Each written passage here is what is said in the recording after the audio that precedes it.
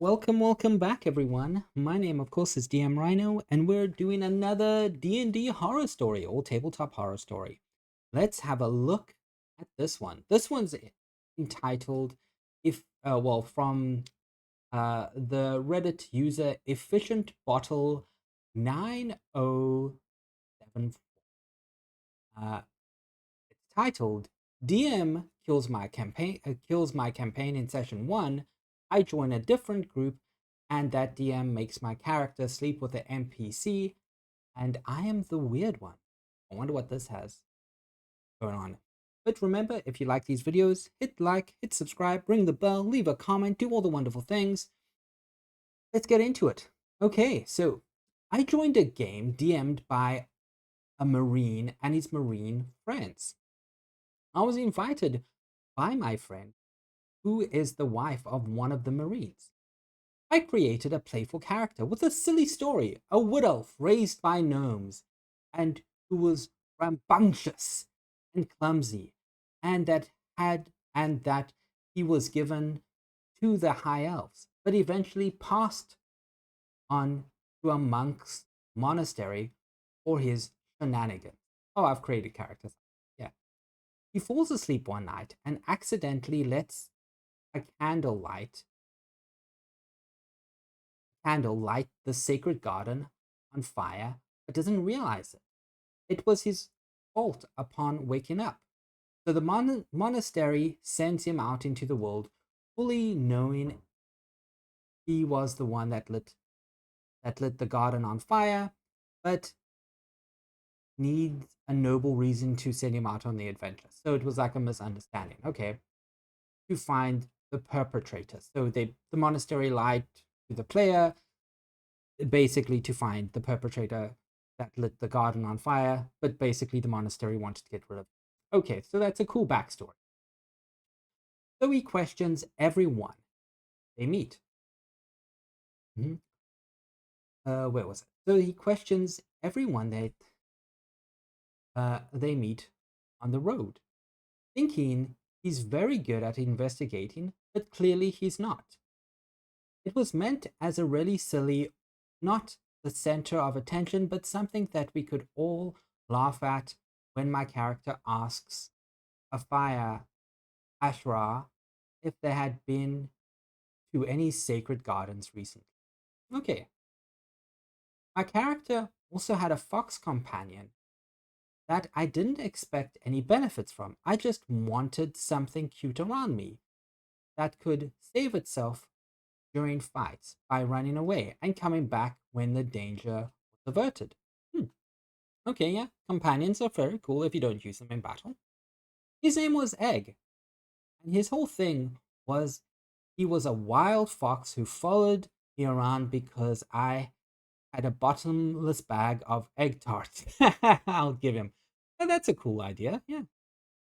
I didn't want I didn't want help actions or anything. I just wanted a cute, fun, and aesthetic kind of companion I could have around while traversing a very intensive battle centric story as a small wood elf monk traveling with a bunch of barbarians and paladins. Completely understandable. That's always fun. That's great. Okay, so far this was backstory. Now it gets into it. In the very first session, we walked into a graveyard without anything appearing. Without us rolling for initiative, the DM narrates my fox dying in the fog ahead of us, and I'm without my companion. Wow, okay. It's 30 minutes later, and I learn that my fox is resurrected, and my DM gives us a picture of a ghost like undead fox. So I'm supposed to still have had my companion, but I guess the DM wanted him to look cooler? I don't know. It kind of feels like the DM was controlling there.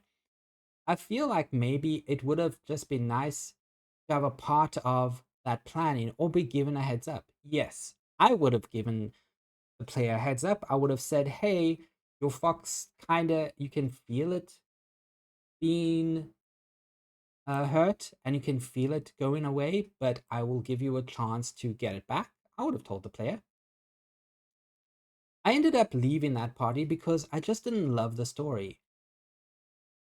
And the story was actually generally scary. Okay, yeah, you are entitled to leave any party. It was like we were at war and everything was awful.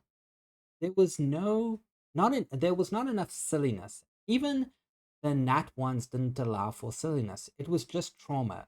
So this sounds like a D&D game that's just based on hardship and pain. Yeah, I also don't tend to like them. We have to have silliness.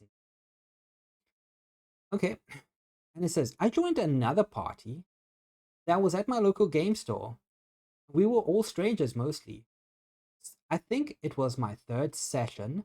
The DM introduced a sultry NPC. Oh, sultry. And was really laying it on thick with the players. Ooh, sultry. Okay. I was overly excited to be active in the story, so I didn't expect to speak with the sultry NPC, but there was a moment the NPC and I were sitting on the edge of the bed. Okay, okay, well, and I was clearly very nervous and saying my character was stuttering and blushing and flustered and pulling their coat tighter around their chest and all these things. He starts to narrate us being intimate. Ugh. And I panic and blurt out, I pull out my Lord of the Rings research binders and start explaining. So you see here, these are huge eagles. Yeah, we all giggle and the DM speeds us through the scene where we basically got steamy and faded to black. I woke up naked with the NPC in the bed, and I, the player, was sort of surprised. I decided not to go back to that group. Yeah. Am I the problem player? I can't seem to stick with a group without something weird happening. Am I thinking too much about being offended? How do you handle these situations in the order? How do you handle situations like this in order to keep enjoying the great game? Um, no, it's just two bad DMs. First of all, the first DM should have definitely told you about your fox companion being hurt and bringing your fox companion back. 100% they should have told you, and they should have actually said, I've got an idea for your fox companion. Tell me what you think about this. Are you okay with this? Talk to your players.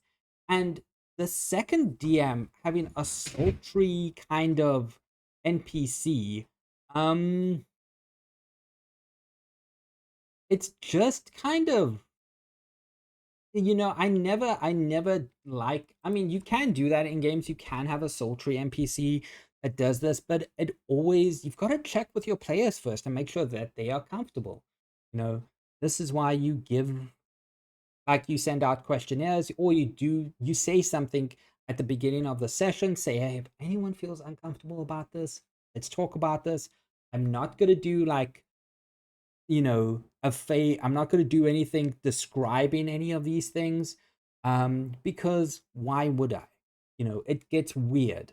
And it does. It gets very weird about that. And this is why you also have session zeros to establish what your characters are like and try to make sure that they're okay. So yeah, I do feel sorry for you, man. Like these are two really bad DMs, and you've had two really bad games. I feel sorry for you on that. With that being said, I hope everyone enjoyed this little D&D horror story. Remember, if you like, subscribe, ring the bell, leave a comment, tell me what you think. Yeah, it's always good. Until next time, I hope you all have a wonderful day, and I'll see you all next time. Cheers, everyone.